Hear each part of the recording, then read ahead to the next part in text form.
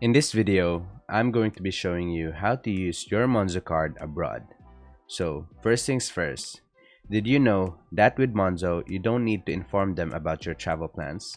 No need to tell them you're off on an adventure. When you use your Monzo card in a different country, they won't block it. Instead, you'll receive the local exchange rate upon arrival and a spending summary once you're back home. And here's the best part, no fees for paying by card abroad, and no markup on the exchange rate.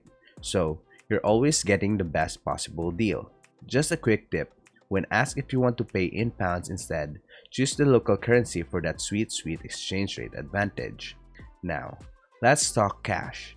If you need some local currency, be aware that there's a 3% fee for withdrawing your cash over your ATM limits. But Monzo has different allowances for different users.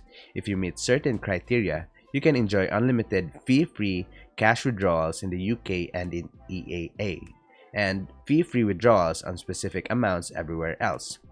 Just remember the 30-day period for allowances reset exactly 30 days after your first withdrawal, not at the start of a new month.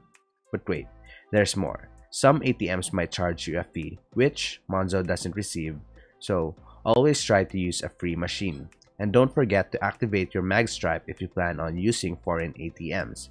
If asked which account to use, pick credit for reliability. Your guide to using Monzo abroad.